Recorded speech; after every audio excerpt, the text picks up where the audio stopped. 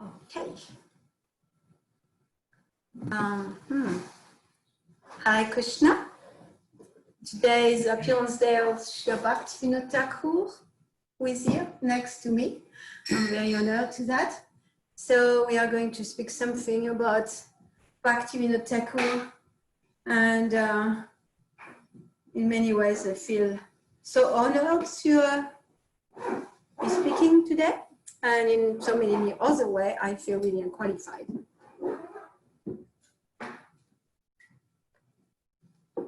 So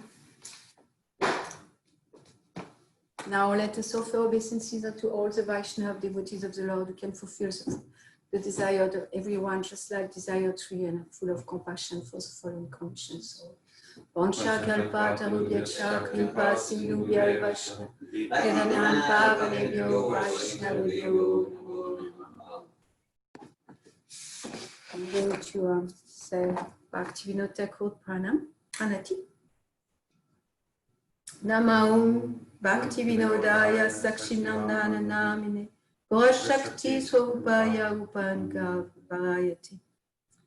And that translates into something very beautiful. That translation is summarized. I offer my respectful obeisances unto Sakshitananda Bhaktivinoda, who is transcendental energy of Lord Chaitanya Mahaprabhu. He is a strict follower of the Goswami, headed by Srila Rupa Goswami. So I'm going to start the class by quoting from a class from Srila Prabhupada. Srila Prabhupada, I don't know how come, but there is only one transcription of a class that he gave on Bhaktivinoda, Srila Sakshitananda Bhaktivinoda Thakur appearance day. And that was in London in September 23rd in 1969. So he says, so today is a very auspicious day, Thakur Bhaktivinoda's birthday. Here is a picture of Thakur Sakshitananda Bhaktivinoda. So we have this picture here. It was one of the acharyas, the disciplic successor from Krishna. We have got a succession table from Krishna, genealogical table. Sorry for the French there. There are two kinds of genealogical tables. One by the seminar, father, his son, like that. That is material genealogical table. And there is one spiritual genealogical table, disciplic succession, just like Krishna. Krishna, the original father, supreme personality of Godhead. He spoke the Vedic knowledge to Brahma, Lord Brahma. And he spoke to Narada. Narada spoke to Vyasa. Vyasa spoke to Madhvacharya. So in this disciplic succession, Lord Chaitanya, from Lord Chaitanya the sixth Goswami, and similarly coming down Bhaktivinoda Thakur, then Gaur Kishore Das Babaji, and then my spiritual master. Then we are next generation, my disciple. So, so Srila Prabhupada is telling us that Bhaktivinoda Thakur is our great grandfather. Our father is Srila Prabhupada, then Bhaktisiddhanta Sarasvati Thakur is our grandfather, and then the great-grandfather is Gaur Kishore Das Babaji, and then we have great-grandfather, which is Bhaktivinoda Thakur. So I feel a lot of desire to know a lot of those personalities, to know them intimately, and to read about them. We read from the Bhagavatam about so many personalities, and their pastime with Krishna. And then we have so many acharyas that we can learn from, and their lives are precepts. And Bhaktivinoda Thakur is no exception to that. In fact, of all the acharya, Bhaktivinoda Thakur really is meeting us where we are at so much. In his life example, and in his teaching, and in so many ways, he was really already, he planted the seed and started Srila Prabhupada's movement in the West, in so many ways, in more than one way. and we are going to speak about that. And of course, Srila Bhaktivinoda Thakur is very well known for his songs. And Srila Prabhupada gave many of Srila Bhaktivinoda Thakur's songs to us. And that's a great blessing. And so part of the morning program before class, we sing Jaya Radha Madhava. So today I'm going to sing Jaya Radha Madhava with no instrument, nothing, because that's Bhaktivinoda Thakur is. He didn't really like the harmonium, in fact. So is that true? There's a statement to that effect? Mm-hmm. Yes, there is a statement to that effect. Well, I compiled different biography. Even Wikipedia have a biography of Bhaktivinoda Thakur, and then he wrote his autobiography. So because he wrote his autobiography, we can know that there is a lot in his biographies that are probably very accurate, because he took time to give his biography by writing it himself. So I'm going to read a translation of that song that we sing every day. And what I want you to do is to absorb yourself, not directly in the song, but in Bhaktivinoda Thakur writing the song. Like in Bhaktivinoda, like really connecting with him. And what does that mean for a devotee to have such an absorption to be capable of writing such a song? So of course, I'm going to read an English translation, and Bhaktivinoda Thakur wrote a lot of his song in simple Bengali language. He also wrote book in Sanskrit, and he wrote book in Bengali, and he wrote a lot of book in English too. Yeah, altogether, he wrote more than 100 books, which is prolific in his lifetime, knowing everything else that he was doing. So Krishna, so that's the translation of that song that we sing every day. Krishna is a lover of Radha. He displays many amorous pastime in the groves of Vrindavan. He is a lover of the cowherd maiden of Braj, the holder of the great hill named Govardhan, the beloved son of Mother Yashoda, and the delighter of the inhabitants of Raj. And he wanders in the forest along the bank of the river Yamuna. I'm going to sing that song, and let's absorb ourselves in the mood of Bhaktivinoda Thakur, being with him and entering his world as he enters into his meditation in the spiritual world. Prabhupada, like once when in ecstasy singing that song, and he was saying like it's a window to the spiritual world, like we enter the spiritual world to that song that Bhaktivinoda Thakur wrote for us. Jaya Radha Madhava Kunja Bihari Jaya Radha Madhava Kunja Bihari Jaya Radha Madhava Kunja Bihari Jaya Radha Madhava Kunja Bihari Jaya Gopijana Vallabha Girivardhari Jaya Gopijana Vallabha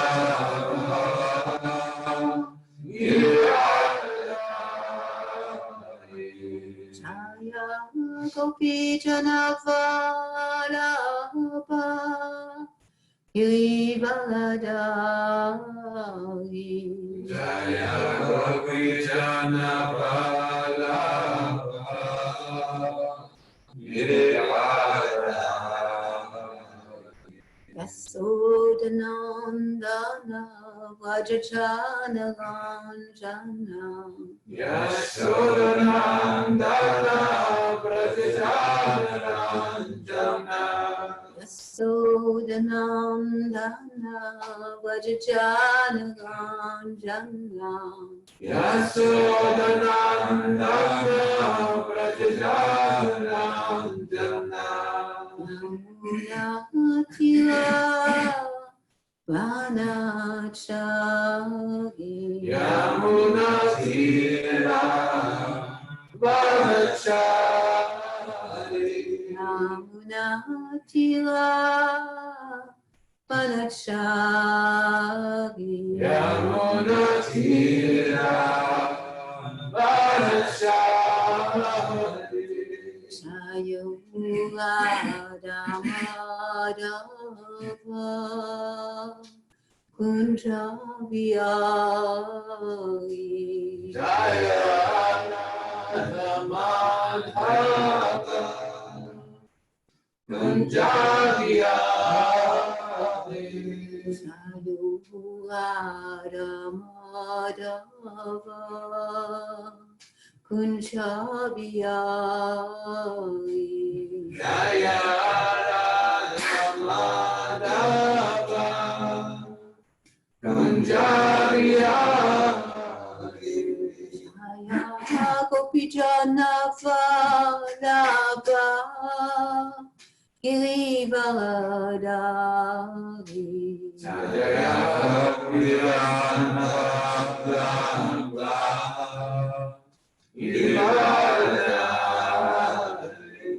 Jaya Gopijanavalabha Girivaradari Jaya Gopijanavalabha Girivaradari Yasudanandana Vajrajana Ranjana Yasodhanandana Prajajaranjana Yasudanandana Vajrajana Ranjana Yasodhanandana Prajajaranjana Yamunatira Vanachari Yamunatira Vanachari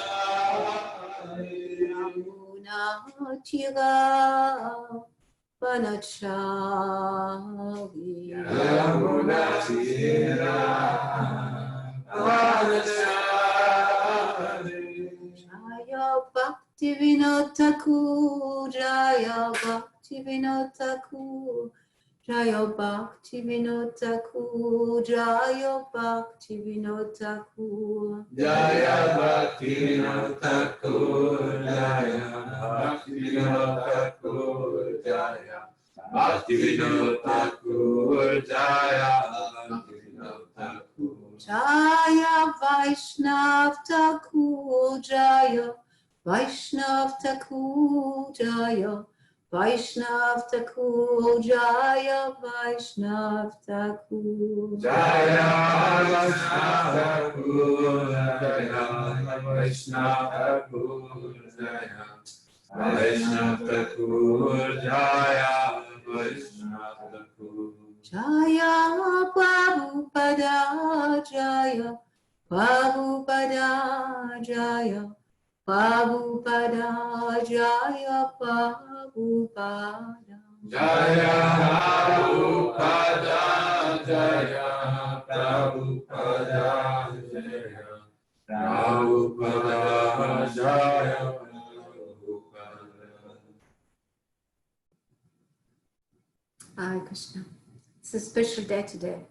We open our house to have the other ashram come here.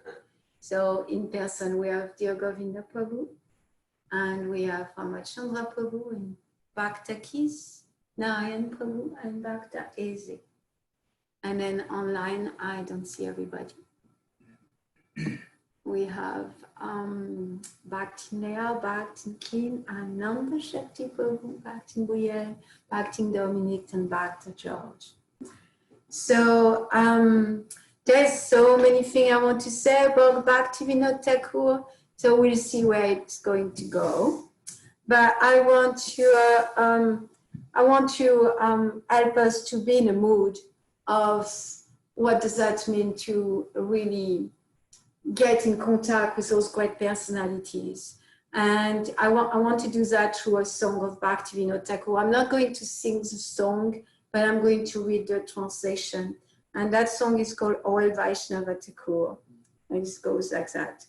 Oe Vaishnava Thakura, Doyara Sagara, Eda Seko Unakori, Diapadachaya, Sodoe Amaya, Tomagacharana Dori. I have a lot of connection with Bhaktivinoda Thakur. I want to share that this is the first song I heard, first Vaishnava song ever I heard.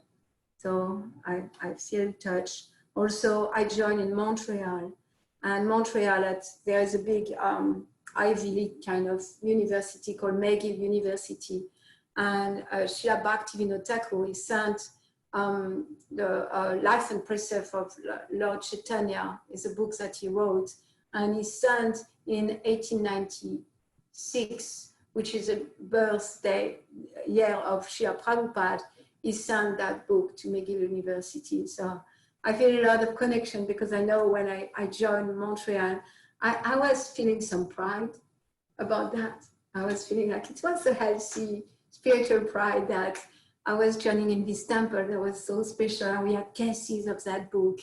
And that's Bhaktivinoda Thakur sent books before he sent Srila Prabhupada. And we know Srila Prabhupada is fulfilling the vision of Bhaktivinoda Thakur. So I'm going to read the translation for this song. It's called Oe Vaishnava Thakur, to put us in that mood of how to approach the Vaishnava, how to approach the devotee of the Lord. He said, O Venerable Vaishnava Thakur, O Ocean of Mercy, be merciful to me, your servant, and purify me by the shade of your lotus feet. Your feet I humbly hold, controlling my 6 urges, and purify me of the 6 faults. Please give to your servant the 6 good qualities. Oh, give me 6 kind of holy association. I have sat down here in the hope of having your companies. So here, Bhaktivinoda Thakur, as he does in many of his songs, is referring to the work of Srila Rupa Goswami. Because Bhaktivinoda Thakur, he studies the work of all the Goswami, really. He spent a lot of time with the Sandarbha of Jiva Goswami. He spent a lot of time studying and lecturing on Srila Rupa Goswami, Bhakti Rasamrita Sindhu, and like here he's referring to Upadeshamrita. So I'm going to go give you some details because it's written here. The 6 urges are those of speech, the mind, anger, the tongue, the belly, and the genitals. The 6 faults, and that's coming from the nectar of instruction. The 6 faults are overeating or collecting more monetary form than required, endeavoring for material objective, unnecessary talking about mundane affairs, being too attached to and too neglectful of spiritual rules and regulation, associating with worldly-minded person, and lusting over mundane achievements. The 6 good qualities are enthusiasm, patience, confidence, the determination to perform activities favorable to devotional service, the resolution to abandon the association of non-devotees, and the discipline required to always follow in the footsteps of predecessors, Acharya. So we can see, like, we can beg the Acharyas, we can beg the devotees in general to help us to be free from the urges, the fault, and to develop the good qualities. Number 3, the verse 3 is that alone, I find I have no strength to chant the holy name of Lord Hari. I beg you, therefore, please be merciful, and with the particle of faith, give me the great treasure of the holy names of Krishna. Krishna is yours. You have the power to give him to me, for such is your power. I am indeed wretched, and simply run after you, crying, Krishna, Krishna. So that's the mood that we want to develop, like really understanding that we are not going to get bhakti. We are not going to get the holy name unless we connect and beg to someone who does have bhakti, someone who does have the holy name, and really hold on to their lotus feet and beg them, please give me devotional service. Please give me the privilege of receiving the holy name of the Lord. And Bhaktivinoda Thakur, as we will see, he spent a lot of time lecturing about the glories of the holy name. He will go from village to village, and he created a system of namahat, which is really much what we are doing in our community here. We are not so much fixed in having a big temple and big worship. He didn't do that so much. He did collect a lot of funds to create a temple at the Yoga Pit, the birthplace of Lord Chaitanya. But in general, his mode of moving forward in Krishna consciousness and really fulfilling the desire of Lord Chaitanya was to go to from village to village, and go to people's house and extensively preach about the glories of the holy name and the Srimad Bhagavatam. So I read a few biographies, and I'm going to read the beginning of one. I'm looking at the book. Is devotee named Harivilas, who called his book the Seventh Goswami, and that name was given. Rupa Vilas. Yeah, Rupa Vilas. He wrote the Seventh Goswami, and that is a very advanced scholar who after hearing a lecture from Bhaktivinoda Thakur, he said that's what he said, is that Bhaktivinoda Thakur is like one of the Goswamis, because the way he was lecturing and his knowledge and his manifestation of bhakti. And so I can read, and also I want to speak, not simply read, because reading can be a little bit not so absorbing. So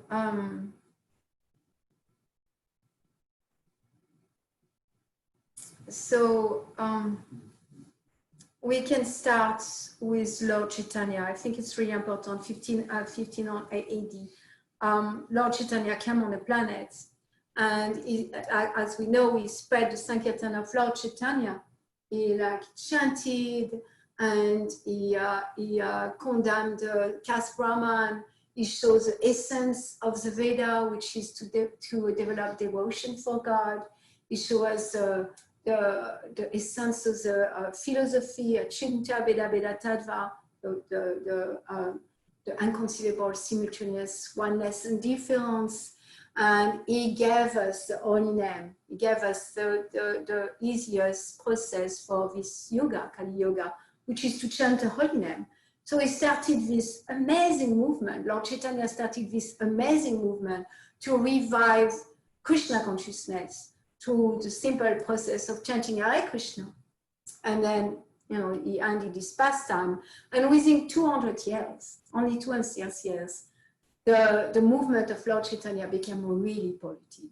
So polluted, with people mainly Apa Sampradaya, Sahaja Sampradaya, where people kind of imitated Lord Chaitanya and imitated his ecstasy and imitated the gopis and the dance with the gopis. So it was really so polluted that, in fact, that pollution created that people kind of turn away from Vaishnavism, thinking it was a sentimental sect and sometimes something polluted by sex life. And so people really turned away from Vaishnavism. And that's really something to keep in our mind when we go about the life of Bhaktivinoda Thakur. Because Bhaktivinoda Thakur, maybe I won't read, I will just share what I remember. Bhaktivinoda Thakur, 2 centuries later, everything was lost. And Bhaktivinoda Thakur was born in 1838.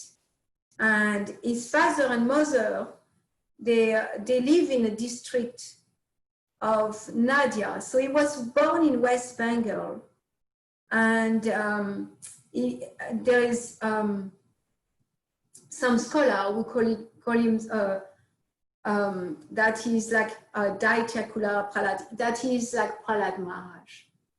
That Prahlad Maharaj was born in a dynasty of demons, and still he was a devotee from birth.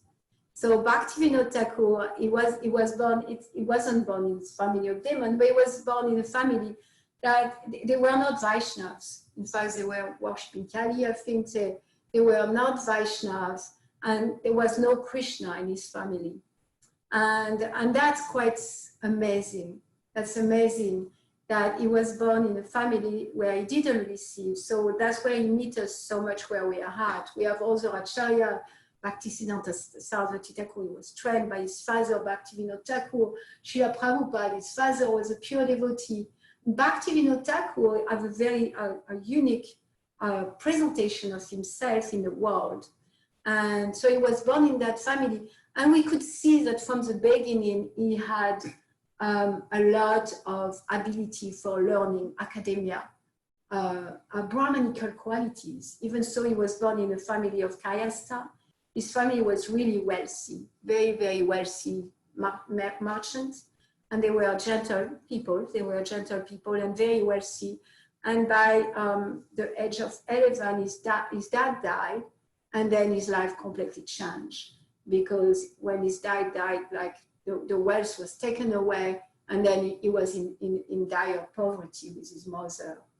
And still, even so he was in such a situation, there was some family members who could see his erudition and to continue his education. So he was mainly homeschooled until he went to college and schooled in village school like that. And then when he was in college, he was in English scholars, like he really showed how scholarly he was. And by 11-year-old, he wrote his first book. Could you give me that book? Because there is his bibliography here at the end of this book, which is impressive.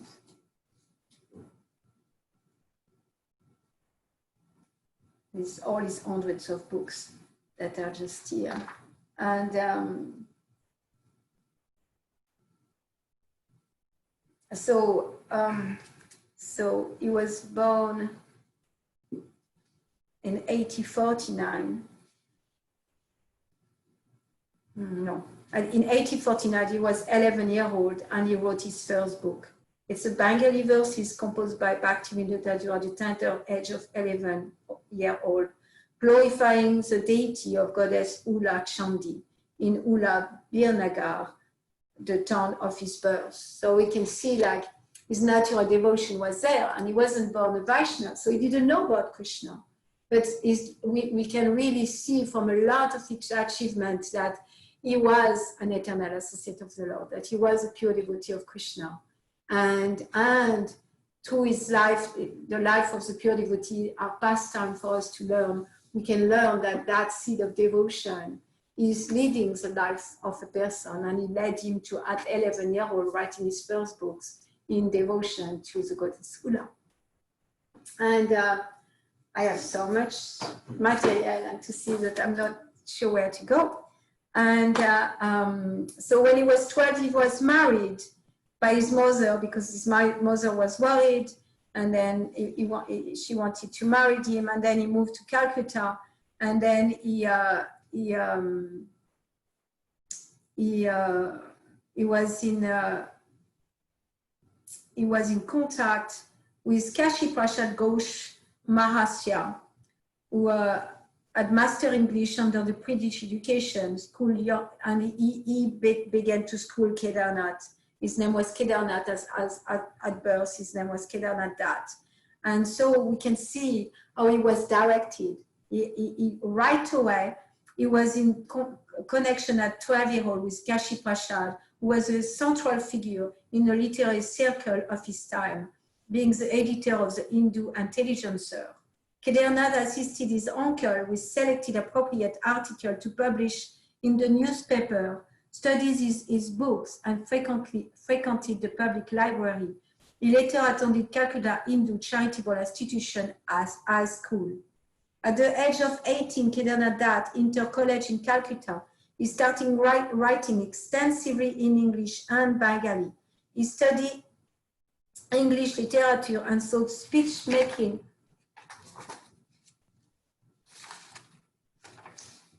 Yeah, and he was a teacher right away, speech making to a person who later became a well-known orator in British parliaments. So that's quite amazing. If we imagine the situation at the time, the Indian were the low class. The Indian were seen as salvage, like unintelligent, lower class people by the higher class of English royalty and English people. So that was the situation. The situation of India at the time is that India was subjugated by the English, and the English were seeing the Indian are low, primitive people, basically with primitive beliefs. And even so, Bhaktivinoda Thakur was born in that context. Right away, from the age of 12, he became like an erudite, and he became to help with newspaper and write books, and then teach a person who later on will be in a parliament. So that's also, his achievements are all based on his own virtue, all based on his own capability. And that's also something that's quite amazing about his life. He didn't receive anything from outside of him or his own virtue. So between the year 1857 and 1858, he composed a two-part English epic entitled The Boyard, which he planned to complete in 12 books. So 12 books right there, and 18 years old. Those two books describe the life of Boris, who met Alexander the Great. So now we want to understand he was very erudite, and he started to really spend a lot of time studying different philosophy, Eastern and Western philosophy. And here is where he landed, which is also amazing. He was very taken by Christian theology, regarded it more interesting and less offensive than Hindu monism and Advaita Vedanta of Shankaracharya. He will spend hours comparing the writing of Channing, Theodore Parker, Emerson, and Newman. At the British Indian Society, he gave a lecture on the evolution of matter to the material mode of goodness. Dwijendranath Thakur was Kedarnath Dutt's best friend during these scholastic years. He assisted Kedarnath in his study of Western religious literature. Affectionately, Kedarnath Dutt used to call Devendranath Thakur Barodada, or Big Brother. In 1858, Kedarnath Dutt returned to Biranagar and found his native village ruined and deserted. A cholera epidemic had killed the inhabitants and included most of his relatives. He returned to Calcutta with two surviving members of his family, his mother and paternal grandmother. Acting as the last wish of his grandfather, he undertook a pilgrimage and traveled to all the monasteries and temples in the state of Orissa. So his life was quite heavy already.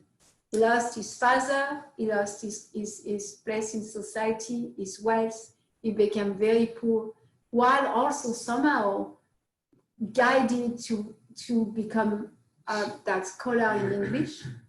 And then that happened. He was really pained to see the devastation of his birth village by the cholera.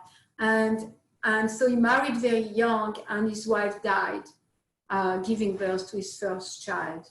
So that's a lot. That's a lot for one person to go through. And that's why we can see how he's really meeting us. Like, in a sense, there is no impediment to devotional service, and there is no excuses to not be fully absorbed in Krishna consciousness, because he will show through his life that his life had nothing, no silver spoon put in his mouth, no heritage of great Vaishnavism either. He really, created his own path in a sense. And that's quite amazing that he did study Christianity, and he realized that Christianity, he said, was a lot more transcendental. So that means that he already understood what transcendence is in comparison to what was going on in the name of the Veda at the time. And for me, it's remarkable that on his own, he was coming to that conclusion. And then as he continued his study, he stumbled upon Lord Chaitanya's teaching. And remember, from what we said earlier, Lord Chaitanya's teaching was completely polluted at the time. Lord Chaitanya's teaching was, the way it was manifesting, it was, in a sense, disgusting. A lot of sadism, like pretendence, and like a sex cult. That's how he was manifesting. And even so, he was manifesting like that because of his own ability to discriminate, because of his own intelligence. He was able to see through and come to the place of understanding that the absolute truth is contained in Lord Chaitanya's teaching. And then from that point on, he dedicated his life to follow Vaishnavism and in a footstep of Lord Chaitanya. And so many achievements in his life. So I'm going to forward his life, and then he got married again with Bhagavati, and then he became a teacher. And the way he became a teacher is because his lineage was merchant, like business, and he could see that the Vaishyas, the business, were so corrupted, that they were lying, cheating, and he felt like, I don't want to do that. I don't want to do that. So that's how he began to teach, because so also here we see that it's not from his birth, it's really on his own merit that he came to the conclusion that I'm not going to make money, I'm going to teach. And he began to teach English. And from that, he went to Puri. I think that's the first time he went to Puri to get his degree in teaching. And he became a school teacher, in English school teacher in a village. And again, on his own merit, throughout his life, he was asked to take different responsibilities. And then soon he became a magistrate in Orissa, in different cities. And then, as we know, at one point he became the magistrate in Puri, where he established his own Bhakti Bhavan, his own home there in Puri. And those who want to go to India, you can go to Puri and visit Bhakti Bhavan, the place of Bhaktivinoda Thakur. So we are forwarded.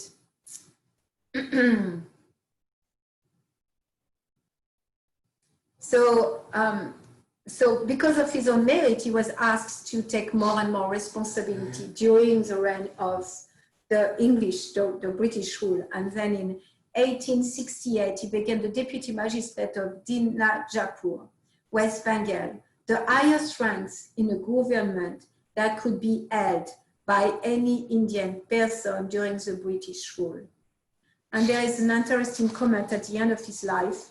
He was with Duke Wilster, I don't remember the exact name of the Duke, someone from his life. The Duke of Worcester. The Duke of Worcester. So the Duke of Worcester was kind of friend with Bhaktivinoda Thakur. However, he was also threatened by him, because he was threatened that if someone like Bhaktivinoda Thakur receives so much honor, including honor from British people and working in such a high rank in the British government, that will destabilize the balance of power between the English and the Indian. And Bhaktivinoda Thakur did act in that way. He acted in a way that was really elevating the Indian people by his own example, and also by taking a lot of stand for anything that he saw was unjust. He will take a stand for justice. So, okay.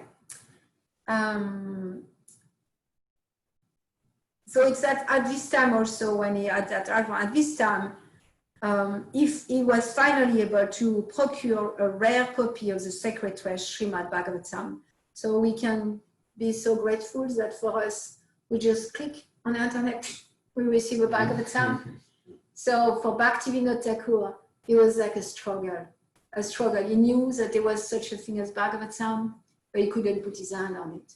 So it's only in 1868 that he was able to get the sacred text of Bhagavatam and Chaitanya Charitamrita, the biography of Sri Chaitanya Mahaprabhu.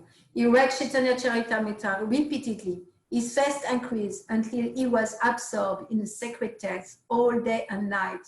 He began increasingly submitting heartfelt prayers for the Lord's mercy.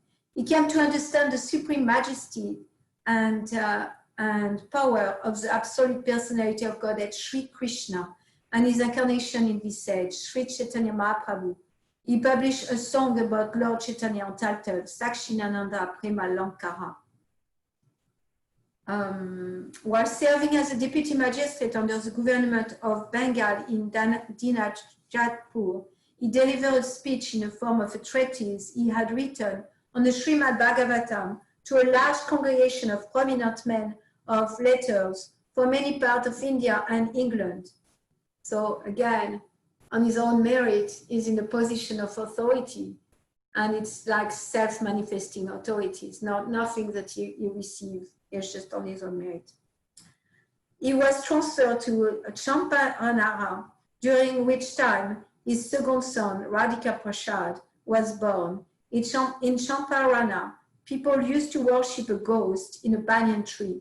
The ghost has the power to influence the mind of the local judge to decide in the favor of the worshipper.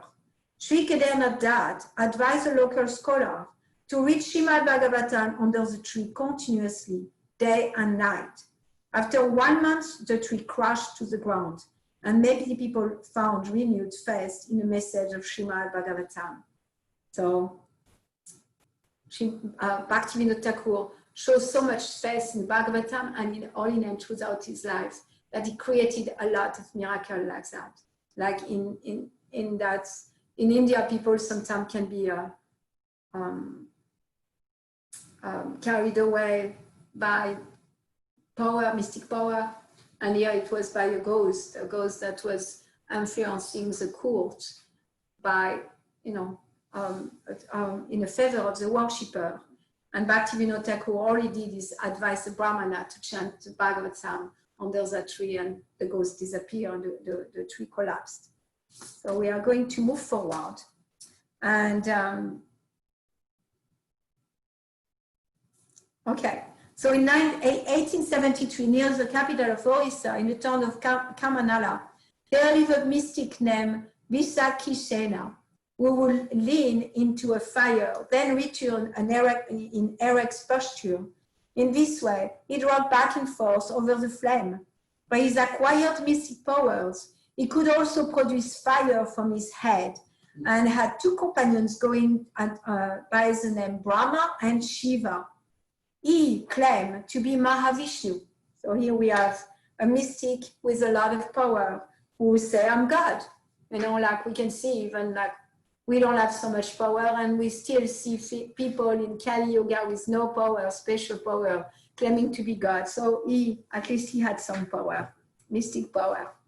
Together, they were the divine trinity, the creator, maintainer, and destroyer of the universe, described in the sacred scriptures. Some of the lesser kings of Orissa came under his sway and were providing funds for the construction of a temple. They also sending women. Visakhisena declared its drive of the British ruling from Orissa and would himself become king. He published such statements, which were circulated all around Orissa. The British thought him a revolutionary for speaking out against the British rule. So the district governor of Bengal drew up arrest orders However, nobody dared to act upon these orders, fearing Bishakishena mystic power. So, like they wanted to arrest him, but no constable, no policeman, nobody wanted to go because they were scared of his power and they were scared he was God. Mr. Ravendrasho, district commissioner of Orissa, requested Sri Kedarnath Dat to bring Bhikeshena to justice. So again, because of his own merit, his approach, like the English government said, they wanted to do something, they had no power to do anything. And who they approached is Bhaktivinoda Thakur.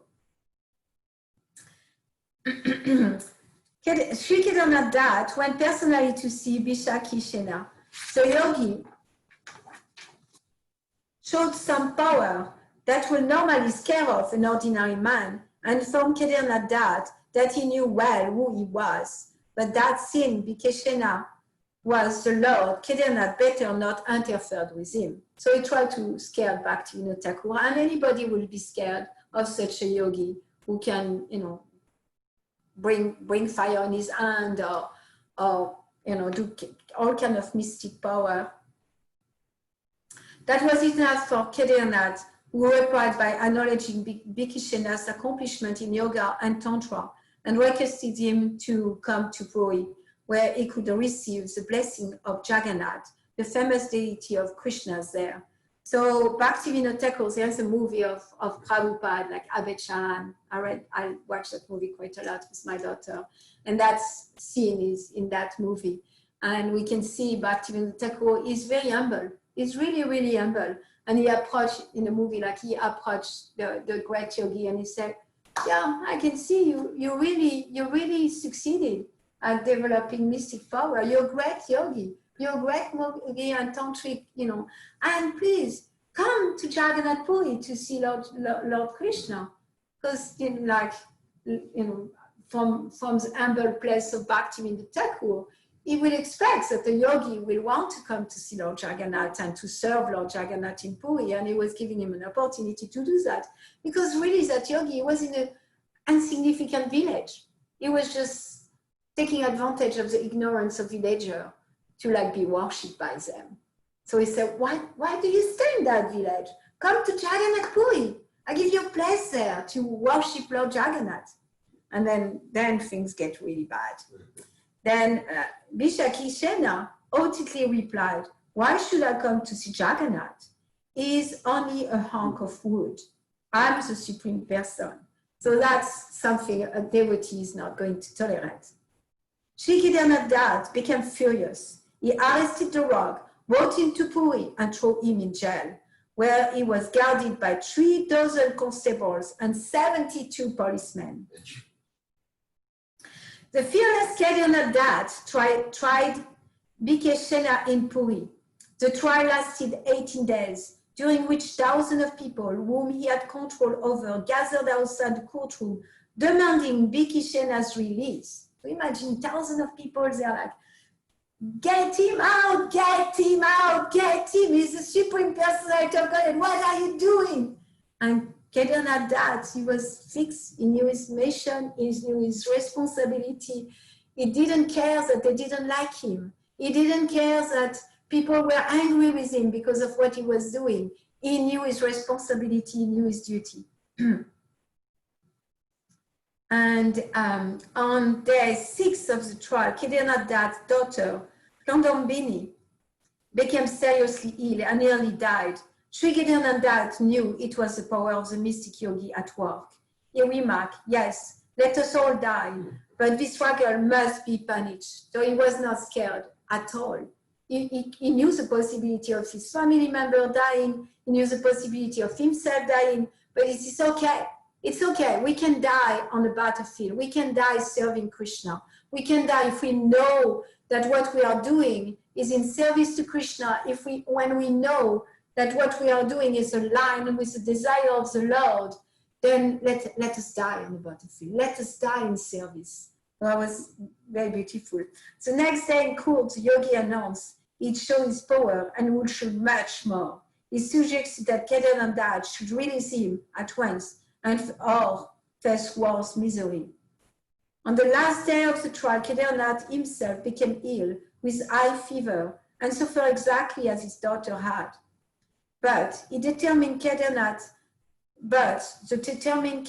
pronounced the man guilty and sentenced him to 18 months of political conspiracy. When Bishakeshana was being raided for jail, the district medical officer cut off his hair. Apparently, the yogi drew power from his long hair. He hadn't eaten or drunk during the whole trial, so he fell to the floor like a dead man and had to be taken to jail by stretcher. It's just a nice vision, like of God collapsing and being taken to jail with stretcher. After 3 months, he was moved to the central jail of Magnipura, where he took poison and died. So he killed himself. He killed himself out of dishonor, of course, God. Being taken to a jail in stretcher, it was really crushing for his false ego, his big false ego. It's so funny, there is a little story here. Of course, he continued to write. He studied the Bhagavatam. He wrote a commentary on the Bhagavatam. He studied the Sandarbha of Jiva Goswami, the Bhakti Rasamrita Sindhu. And he spent a lot of time in seclusion chanting the Holy Name. He had a lot of faith in the Holy Name.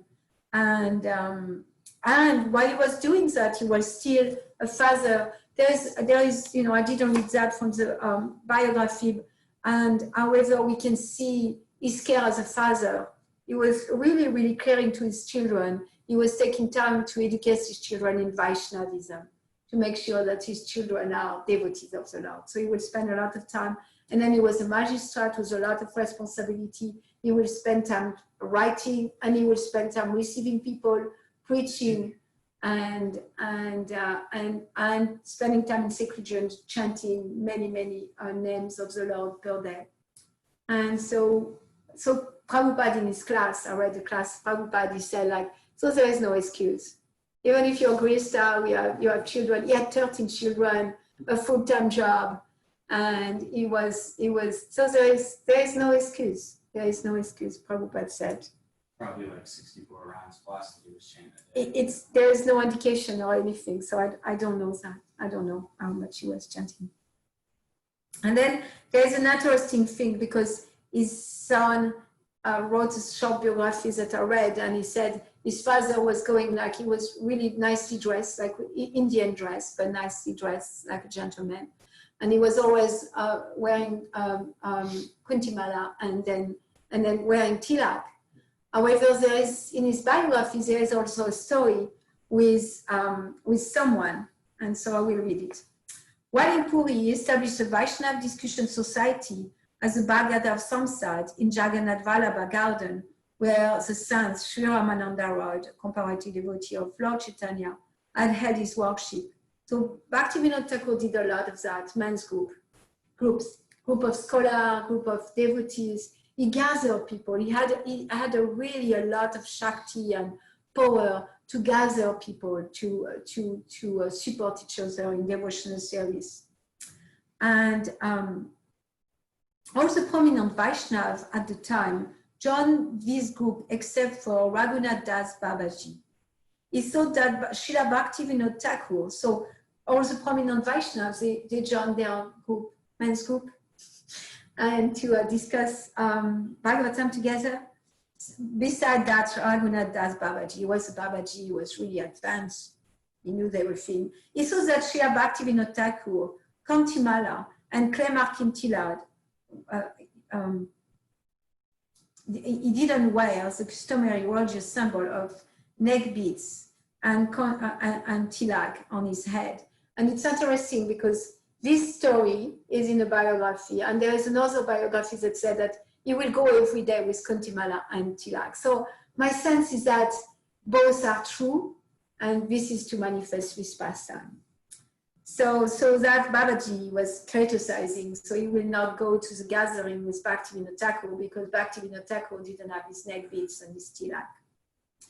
Moreover, Babaji advised other Das Babaji. Moreover, the Babaji advised other Vaishnav to avoid Bhaktivinoda Thakur association. Soon thereafter, Raghunath Das Babaji contracted a deadly illness. In a dream, Lord Jagannath appeared to him and told him to pray to the mercy of Bhaktivinoda Thakur if he at all wanted release from the illness and death. He did so. Bhaktivinoda Thakur gave him special medicine and cured him. At this time, Raghunath Das Babaji gained awareness of Bhaktivinoda Thakur's exalted spiritual position. We can see the ghost, and then there is that big yogi who pretended to be God, and then this Babaji who think he's more advanced because he's a Babaji and all the external. So we can see the natural power of Bhaktivinoda Thakur, and he was really, really humbled. And here there is an excerpt from his book. It's an excerpt from his writing. There's so much more I want to say. So I'm not going to read the excerpt because it's long. Maybe I will read the beginning because it really shows his humility. Because he was writing, he wrote 100 books. It's amazing while doing all that. So here is Bhaktivinoda Thakur writing. The way how I got the inspiration to compile this book, and I don't remember what books he's speaking, Nita Goa, well, he was also declaring a lot of Apa Sampradaya, like people singing Nita Goa, Radhesham, Hare Krishna, Hare Ram. Bhaktivinoda was preaching like really hard against all those concocted mantras. And so, yeah, the way how I got the inspiration to compile this book is a divine mystery, which I felt no proper for my part to disclose, as it might be reaching spiritual conceit. But subsequently, I realized that it will be an undoing to my spiritual master, which might stand as an obstacle on the path of my spiritual progress. So it really feels like, I don't know how I'm writing those books or these books. And this is kind of mystical, magical, and I don't want to say it, but at the same time, if I wasn't to write that book, then I will go against the order of my spiritual master. So that's where it really expressed from his therefore, without any shame, I record the fact that while under the benediction of my guru, who belonged to the great heritage of Thakur, a faithful follower of Lord Chaitanya Mahaprabhu, I deeply penetrating upon Srimad Bhagavatam. So it shows so much humility. All his song, like if we read maybe tonight we have a program 6:30 to 8:30. So it's 8:30. Yeah, we have a program where we will sing bhajan and read bhajan at Dear Govinda Babu's house. And maybe we'll spend time with reading the bhajan. And I identify like the bhajan of Bhaktivinoda Thakur. Sometimes he really put himself in our shoes. I'm so fallen. I'm lusty. I'm greedy. I just like to speak nonsense, and he put himself and he's praying like, oh my God, I'm so fallen, and he's praying like that. Other of his songs are in glorification of the Vaishnava, of the Guru, of the holy name, a lot of glorification like that. And then you have other songs in the same wake than Jayana Madhava, where Bhaktivinoda Thakur really like reveal his bhajan, like his meditation on the spiritual world, like go artists like that's such a nice descriptive of Lord Chaitanya, and we can see where he's focusing. Every time we sing Go Arti, I'm thinking of Bhaktivinoda Thakur, and always right there, sing Lord Chaitanya during his Arti ceremony. Same thing with Jayada Madhava. So through all his song, he reveals so much humility, and he also reveals his position as a pure devotee of the Lord simultaneously. And his life is like that too. And there is a very funny pastime with Srila Bhaktivinoda Thakur initiating devotee, the person who did this initiation. when Bimala Prasad, so Bhaktivinoda Thakur, he had a few children. After a few children, he prayed. He wanted a child who would be a ray of Vishnu. So he prayed, a ray of Vishnu. He wanted a child that would be a ray of Vishnu. So he prayed a lot. And then he got a child, and that he named Bimala Prasad, who later on is going to become Bhaktisiddhanta Saraswati Thakur. And, it's explained by 4-year-old, he made a vow to not eat mangoes. And then, he was a very, very special child. And Bhaktivinoda Thakur could see that he was a response to his prayer. And the life of Bhaktisiddhanta Saraswati Thakur is going to unfold that truth that is a ray of Vishnu. And so Bimala Prasad here is 6 months old. When Bimala Prasad was 6 months old, Lord Jagannath's cart stopped in the front of Srila Bhaktivinoda Thakur house in Puri for 3 days during the procession. So the cart stopped. Lord Jagannath didn't want to budge. 3 days, people were pushing, shoving, trying to move it because it wasn't part of the plan for the cart to stop there, and the cart will not move. Until Bhaktivinoda Thakur, he asked Bhagavati, his wife, to bring the ray of Vishnu, to bring that child for the blessing, to receive the blessing of Lord Jagannath. And he said that when he placed the child before Lord Jagannath, a garland fell from Lord Jagannath on the child, again confirming that this is a ray of Vishnu, this is the child you asked for. And then Bimala Prasad received his first grain from Lord Jagannath's Mahaprasadam. I imagine it was sweet rice. It doesn't say, but imagine it was sweet rice. And so there is another pastime that I found is funny. So the initiating guru, the person who did the ceremony of Bhaktivinoda Thakur, his name was Vipin Bihari Goswami. So once Srila Bhaktivinoda Thakur and his son Bimala Prasad went to Sri Bhaktivinoda Guru, like that, and Vipin Bihari Goswami. So Bhaktivinoda Thakur, he was with his little son, 7-year-old, and he wanted to show him how to respect Vaishnavas. So Srila Bhaktivinoda Thakur, dealing with his initiating guru, were always exemplary. Bhaktivinoda Thakur always played the humble disciple. So, like he was accepting this person, he's special, he was choosing, because Vaishnavism for him, he didn't was born, so at one point he chose a guru because it's part of Vaishnavism, and he received a formal initiation. And Bhaktivinoda played the humble disciple, so he plays the role of the humble disciple. Once in the presence of his young Bimala Prasad, I think Bimala was 7 at the time, Bhaktivinoda bowed down and pays respectful obeisances to his guru. Vipin Bihari Goswami replied by placing his feet on the Thakur's head. For the young fearing Bimala Prasad, this was too much. It was one thing that his father had accepted him as his formal initiating spiritual master, but this was going too far.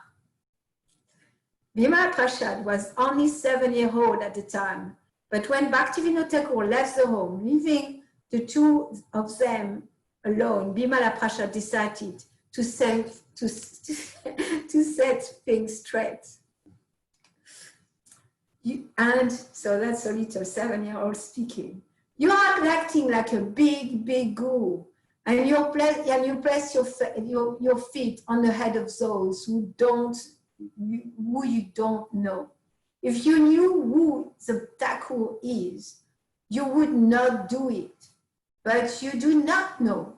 So right there, Bimala Prasad is saying, well, you're not a pure devotee. You're not an eternal associate of the Lord. You're not even qualified. That's what he's saying. So he's saying, my father is a great executive, Nitya Siddha, eternal associate of Sri Radha and Krishna, who has come here to fulfill to fulfill their mission. Do you think that you are so advanced that you can place your feet on the head of such a person? I think not. You have proven yourself to be a Kanishta Adhikari neophyte by not being able to distinguish between those who are advanced and those who are less advanced. Therefore, I suggest you have to desist from the practice any further. So when Srila Bhaktivinoda Thakur and re-enters the room and the conversation changed, later that day, Vipin Bihari Goswami mentioned to Bhaktivinoda Thakur, your son is bold to the point of being rude. Later, Bhaktivinoda Thakur found out about the conversation and used to jokingly glorify his exalted son in front of his friends, saying, he's so fearless that he even chastised my guru Vipin Bihari Goswami. I remember it was such a funny story that shows like the humility of the Goswami, of Bhaktivinoda Thakur, was to accept an initiation from someone who was so much less qualified than he was, and to still play the role of a disciple, and to still show to his son what it means to be respectful. But the son, it's our responsibility. When we see something like that, it's our responsibility to say something. And so even though the son was only 7-year-old, he knew his responsibility because he's also an eternal associate of the Lord. So at 7-year-old, he put things in place. You're making offenses here. You're putting your feet on a person that's way more advanced than you. And by doing that, you're showing how little you're advanced. So that's very humoristic. That's in the Ray Vishnu. Yeah. So Bhaktivinoda Thakur began publishing Sarajat Tosani. So he had a journal that he was publishing, his Vaishnav journal. That's in 1881. Srila Bhaktivinoda Thakur had previously pilgrimaged to Kasi, Prayag, Mathura, and Vrindavan, Rajamandal, in 1866. At the close of his stay in Narayla, he desired to again see the land of Vraja. It took 3 months for this purpose. While there, he met Srila Jagannath Das Babaji, who would move every 6 months between Navadvip and Vrindavan. Meeting him, Srila Bhaktivinoda Thakur accepted him as his eternal worshipable guru. So that's our Jagannath Das Babaji, who is in our line. So we can see the line of it's really based on accepting Diksha, accepting, like, it's clear that Bhaktivinoda Thakur got initiated, but really where he was receiving the most Diksha, the most transcendental knowledge, where he was really accepting eternal Shabda Brahman coming down, was from Jagannath Das Babaji. So I'm going to stop here. I so much more I wanted to say. I'm going to say it very quickly. So Bhaktivinoda Thakur, and at one point he just wanted to move to Mayapur, to Navadvip, and then when he was in Navadvip, he established a house on the bank of the Ganges. Like Dear Govinda and I, we went there together to Bhaktivinoda Thakur, 2002, at Bhaktivinoda Thakur house, and it was very special to be there. And then from that, he had a few dreams. Lord Chaitanya came to him and he said, you need to stay here, because he was thinking to go back to Vrindavan. He said, you need to be in Navadvip and you need to excavate, you need to show where I was born. And then Lord Chaitanya showed him, like Bhaktivinoda Thakur intuited where it was. And then it was confirmed by Jagannath Das Babaji, who was at the time more than 100 years old, 120-year-old. He was carried in a little basket. He was all afraid and carried in a basket, couldn't move. And then Bhaktivinoda Thakur, he had a place where he really intuited that this is where Lord Chaitanya was born. And when they went there, what was amazing is that the place was overgrown with Vrindadevi. Tulsi Devi was growing everywhere in that place. And so Bhaktivinoda Thakur, he wanted the confirmation from Jagannath Das Babaji. So they carried him in his basket, the 120-year-old, like old, frail, little, scrawny man. And they carried him there. And as soon as he arrived there, Jagannath Das Babaji became ecstatic and he jumped out of his basket and he began to dance. I Bible, and he began to jump up and down and down. And it was like a confirmation for Bhaktivinoda Thakur that, oh, that's the place. And then later on, Bhaktivinoda Thakur, he went begging door to door for years and years to build up a temple there of Gora Vishnu Priya, something. The name like that's Lord Chaitanya and Vishnu Priya in that temple. And he went begging door to door. He went begging door to door. Sometimes he would go to Calcutta begging door to door to build that temple. And then one day, Srila Bhaktivinoda Thakur, he had a vision. He had a vision across the Ganges River in that place of Mayapur. He had a vision of people from all over the world, Westerners, Chinese, Russian, American, English people, being there together and dancing up and down and chanting the name of Krishna and glorifying Lord Chaitanya. He had a vision of that. And so we can see in the biography how his intent, he had a really clear intent to preach to the West. And very early on, he sent books to the West, like I said, to many universities in the West and many different places. And one that arrived in America on the birth year of Srila Prabhupada. So he had his intent, and then he chose Srila Prabhupada, or divine prominent link to the Parampara, to fulfill his mission, to spread Krishna consciousness to the West. So I'm going to stop here. There's so much more. I feel like so much more, but it's already so late. I apologize for that. Any comment, question, commentary? Jai Bhaktivinoda Thakur ki jai, Krishna Thakur ki jai, Srila Prabhupada ki jai. Yes. Yeah, I find it very interesting, like in our Krishna consciousness culture in general, how these dynamics, like Bhaktivinoda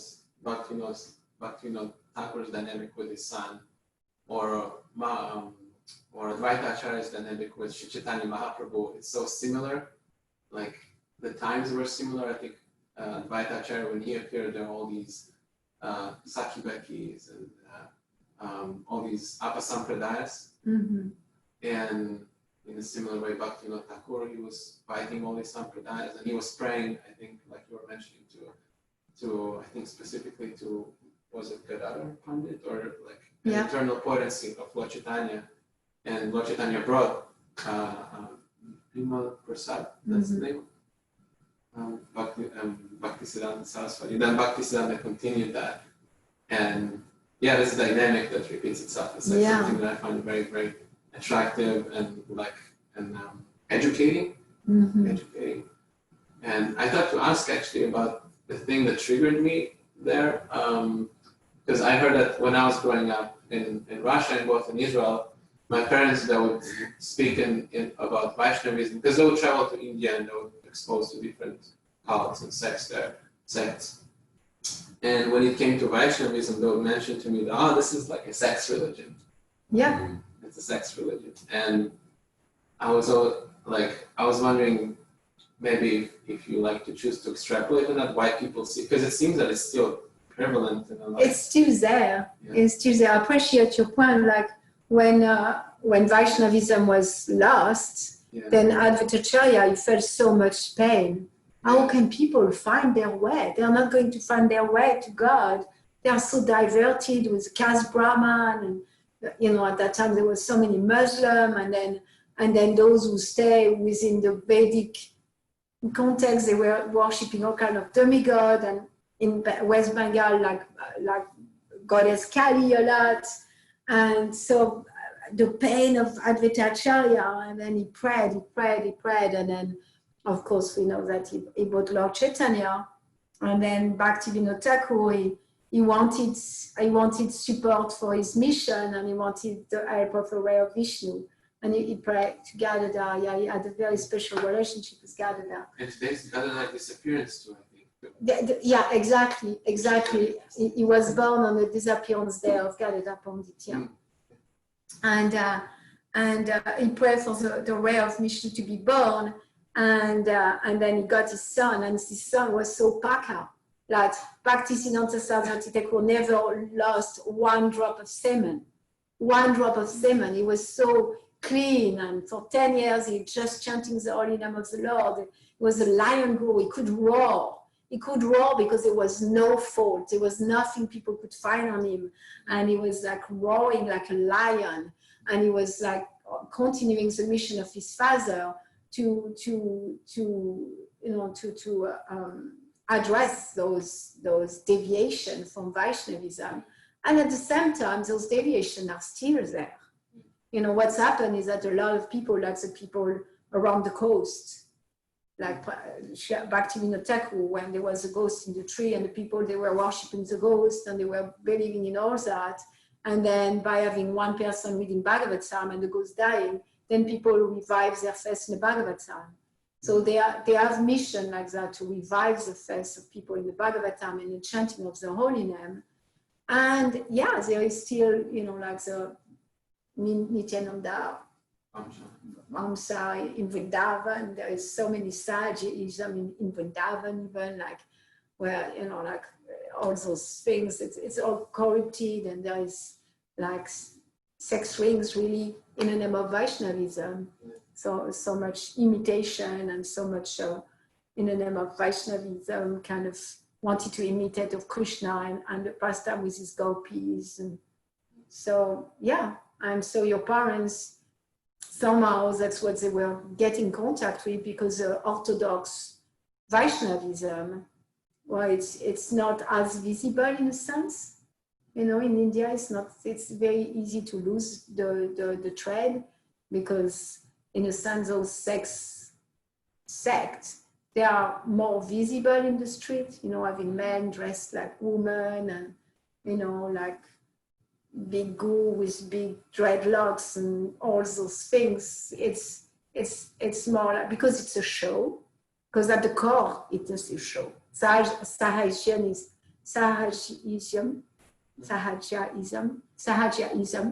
a show. It's a definition of Sahajaism, is a show. It's like wanting to show that I'm more advanced than I am. So naturally, because it's a show, it's going to be shown more easily than the Orthodox Vaishnavas. The real Vaishnavas, they are humble. They don't want to show themselves. They don't want credit. They don't want worship. They don't want to be showing off. So naturally, they are less visible than those who principal aim is to show off. Or like that. Does that make sense? Yeah, I'm just like wondering how to elevate myself from being such. I'm not to remain a Sajya myself, because I see like these things in my life, like making a show,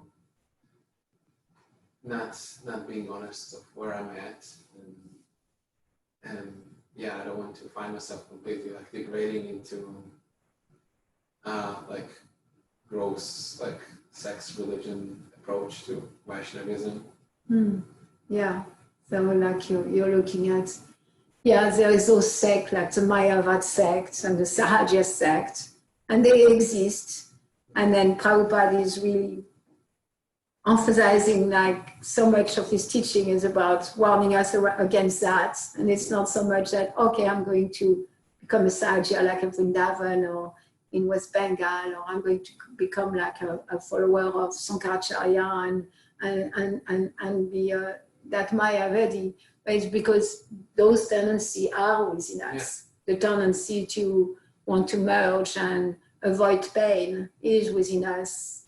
That's a personalist, like avoiding responsibility. And similarly, the tendency of wanting to show ourselves more advanced than we are, a tendency to make a show of our devotional service is also within us. And you're looking at that and you're looking like, I don't want to give power to that part of me. I want to address it. I want to be with it. I want to be honest with it. And that's humility in itself, to really, like Bhaktivinoda Thakur's song, he speak about those tendencies. He speaks as if he is experiencing them, but we know better. But because that's how he feels, he does, like the advanced devotee, he feels really the most fallen. And he doesn't feel like he has any good qualities. And beside the mercy of Krishna and the mercy of Guru. So we want to be with those and allow those tendencies, like for show bottling and pretending, and the tendency for avoiding responsibility, to lead us to increased humility. Yeah. So to be humble. To lead us, to use them to lead us. Like if I see that in me, I know I'm not very advanced. So it's easy to be humble. Really, like if we look at where we came from, who we are, our habits, our way of doing anything, it's really not difficult to be humble. Because it's hard to find good quality, I know. Yeah. Hare Krishna. Anything else?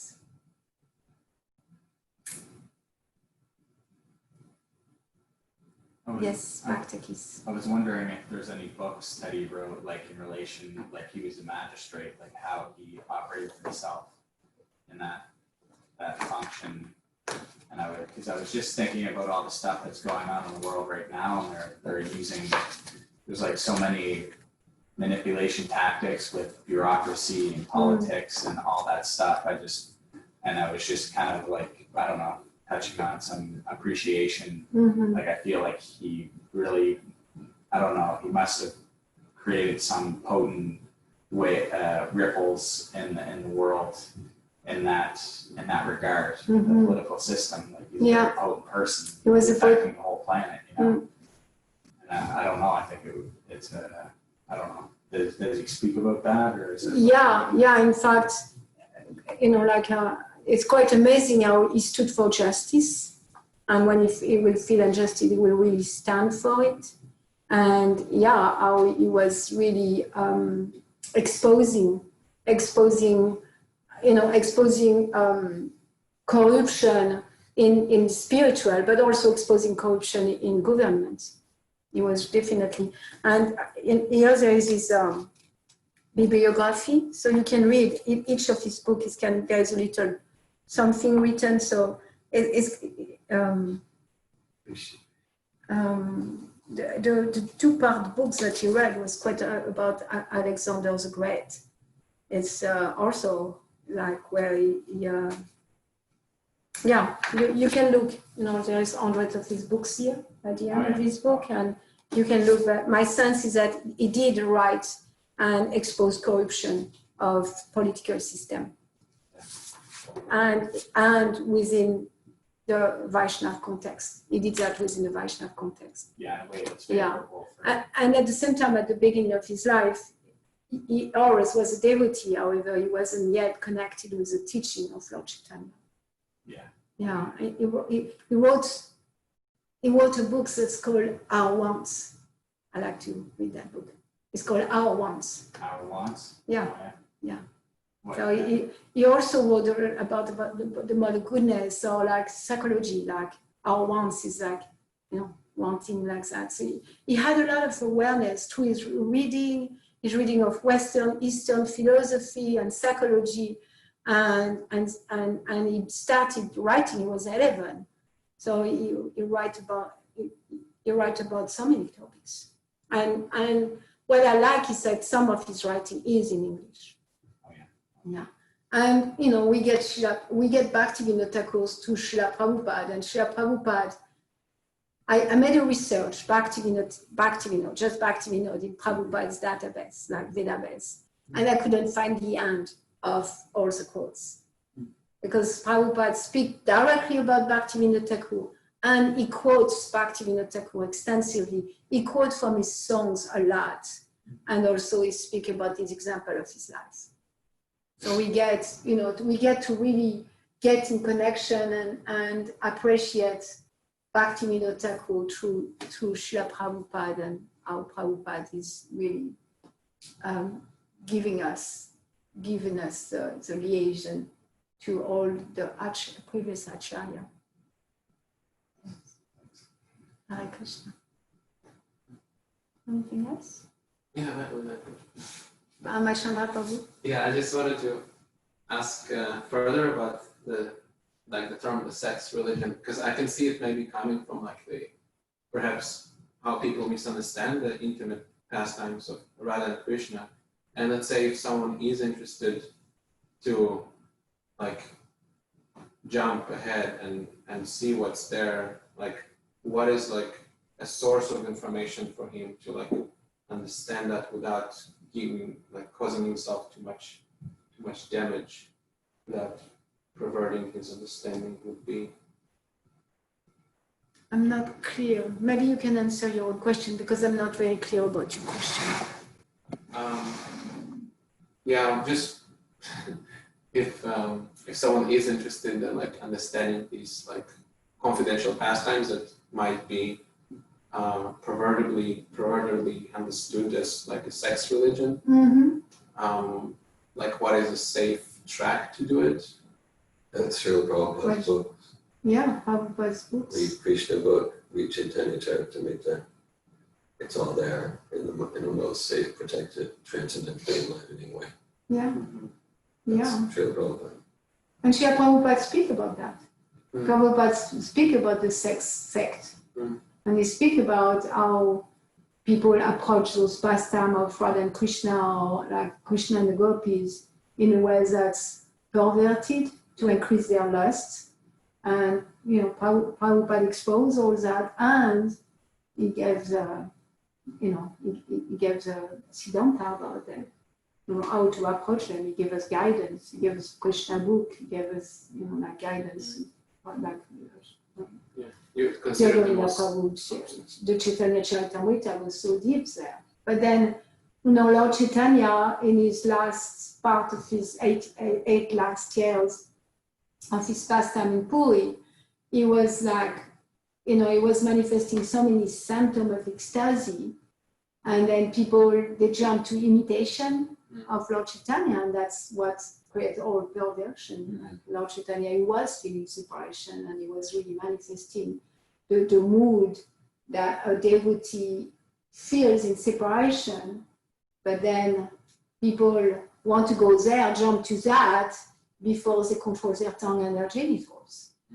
So that's a problem. That's a problem in society, not starting with the ABC. ABC is like, I'm not this body. And, the ABC of like really being aware where I'm at. Prabhupada said, you will measure your advancements by the measure of how the fever of material desire is decreasing. So that's good. I like that definition. Not like, I'm so feel separation and acting out all those things. Okay, like very simple. Prabhupada give us like medicine that help us coming to humility. No, it's not about that. It's not about the state of consciousness and all those things. That very simple, like how the fever of material desire, is it increasing or decreasing? If it's decreasing, I'm making some advancement. So easy. Yeah. Would you say that even, let's say, like we go through the safe track of approaching these pastimes through Prabhupada's books, it will still act like against us in a way? It will be dangerous for our advancement? Is it what I understand? No, that's not what I'm saying. I'm saying, no, Prabhupada gives us those pastimes and he warns us against being a sajya, being a pretender, like, and tell us, okay, well, you read that and it's for your purification, and don't imitate. Don't believe that's where you are at. Just absorb yourself in being a gopi or a peacock. So there's always benefit in approaching even that confidential matter through Prabhupada. Through Prabhupada's guidance, then you're protected. You're fully protected. And Prabhupada is very, like Prabhupada is there to protect us and warn us and support us to see what the pitfall of spiritual life can be. And also, he gave us everything. He really gave us everything. Nothing is missing in his pastimes, in his teaching. Nothing is missing about the most exalted state of consciousness one can reach. And of course, someone could read Srila Prabhupada's books and and cultivate that part of themselves that want to jump to like, I'm more advanced than I am, even so I'm not even capable of controlling my tongue and my genitals. You know, anybody can do anything. We can do anything with Prabhupada's books. Now, someone could read those pastimes and go into pretense, for sure. Even under the guidance of Srila Prabhupada. We still have free will, what we do. Yeah. And if someone is sincere, like I'm sincere, I'm reading those pastimes given by my spiritual master, and I'm following his guidance, and I'm understanding the mood in which he's presenting it, then we are protected. Sincerity is the key. Yeah. Sincerity is always the key, I'd say, in spiritual life. Thank you, Mother Malini. Hare Krishna. Srila Bhaktivinoda Thakur ki jai, Srila Prabhupada ki jai, Vaishnav Thakur ki jai.